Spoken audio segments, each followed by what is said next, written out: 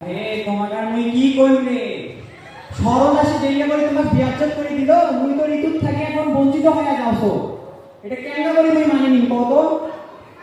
শরৎ আসে যে কয়টা গেল মিন মিন করে কিবা করে তো কিছুই না হলো তোরা কি বুঝছেন সেটাই তোরা বুঝেন না ভাই তুইও বোঝো না তাহলে কি হলো শরৎ তুমি ববাস চাওছো শরৎ মানে হলো কি কাশফুলের নরম ছোঁয়া শরৎ মানে কি সেই কাশফুলের নরম ছোঁয়া দিবার যায় যদি উনি বেশি করে ছোঁয়া দেয় তাহলে তো চুলকানি ধরে দেবে তাই না কি চুলকানি ধরে দেবে না সেই চুলকানি যদি সারবার যায় তাকে কি করবা লাগবে মোরে শরণাপন্ন হবার লাগবে কিন্তু কারণ ওই বর্ষা হয় এই পৃথিবী ঝরি পড়ো এখন একটা চুলকানি যোগ্য মানুষ যদি মোর বৃষ্টির পানি ভেজে তার চুলকানি কিন্তু সারি দেবে ঠিক হচ্ছে না ঠিক সেটাই আরে ভাই তোমার আরেকটা কথা কও এই যে মোর সামনে বসে আছে কি গ্রীষ্মকালে কি গদ এরা শোনা এখন এই গদে কি এক আওয়াজ গন্ধ মানে গ্রীষ্ম কিন্তু মানে শরীরের গন্ধ ঠিক বলছি না ঠিক এখন শরীর থেকে এই প্রচন্ড রোদের তাপে গাও ঘামি পড়ে শরীরে কি দুর্গন্ধ বেরো না আপনার প্রিয়জন আপনার পাশে যায় বসবে তাহলে এখান থেকে কি করবে লাগবে তাকেও কিন্তু পরে কিন্তু কি গ্রীষ্ম দুই বর্ষা হয়ে কিন্তু আবারও এই পৃথিবী ঝরে পড়ি ঠিক বলছি না ঠিক তাহলে কি করবে লাগবে আবারও কিন্তু ওই গ্রীষ্মকে যে মানুষটা এই গরমে আমি বর্ষায় যাবে কিন্তু আবারও সে আমার বৃষ্টিপাত বর্ষাকাল আপনার কাছে একটা প্রশ্ন ছিল একটু বলবেন বর্ষাকালের কাদার বিশেষত্ব কি আচ্ছা সবাই শুনো তোমরা তো সবাই শহরে তাই না যারা গ্রামে আছে গ্রামের ছোট ছোট বাচ্চারা আছে তাদের কাছে আমি প্রিয় ঠিক কিনা পেটি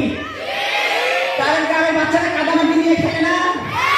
তারা কিন্তু মাটির মানুষ এই জন্য গ্রামের মানুষকে কি বলা হয় মাটির মানুষ বলা হয় ঠিক না পেটি এটাই হলো আমার ঋতুর বৈশিষ্ট্য আর কি বৈচিত্র্যময় একটি ঋতু বর্ষাকাল আমি এবার চলে আসি আমি শীতকালের কাছে আচ্ছা শীত মানে কি বস্তা পরে থাকার মতো অবস্থা না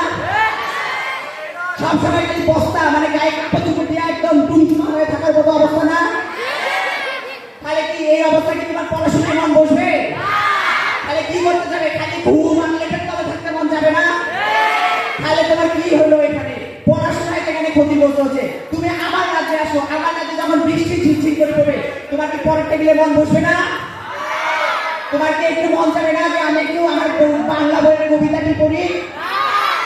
কেন যাবে না অবশ্যই যাবে এবার আমি একটু আসি জি উত্থাপন করুন আপনি বললেন শীতকালে ঠান্ডার কারণে পড়াশোনা থেকে বাচ্চারা ব্যস্ত বন্ধ থাকে বর্ষার কারণে বাচ্চারা স্কুলে যেতে পারে না এই জন্য পড়াশোনা তারা পিছিয়ে পড়ে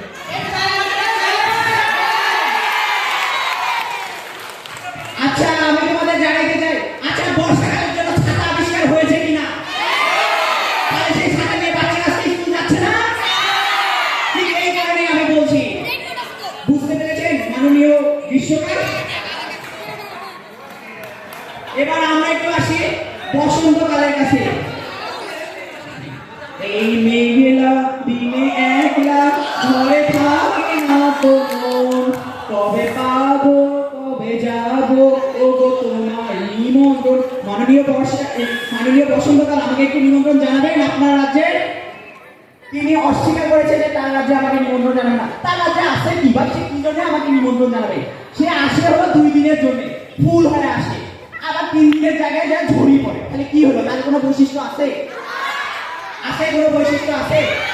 তাই ফুল হয়ে 2 দিন ঘুরবে 3 দিনের জায়গায় ঝরি 30 সেকেন্ডে শেষ করুন এখন আমরা একটু যাই হেমন্তকালের কাছে আচ্ছা হেমন্তকালের জন্য ধান যখন সে উৎপন্ন করবে তার ধান যখন সে কাটে সে ধান কিভাবে হবে আমি বৃষ্টি হয়ে ঝরে পড়বো ফসলে তারপরে না সে ধান হবে তার বিশেষত আমি বৃষ্টি হয়ে ঝরে পড়বো তারপর সে ধান পাবে তাছাড়া কি সে ধান পাবে ঠিক এই কারণে বলছি এই ঋতুর রাজ্যে এই বর্ষাকালই সেরা তোমাদের কি মতামত শুনতে চাই ধন্যবাদ সকলকে এই ঋতুর রাজ্যে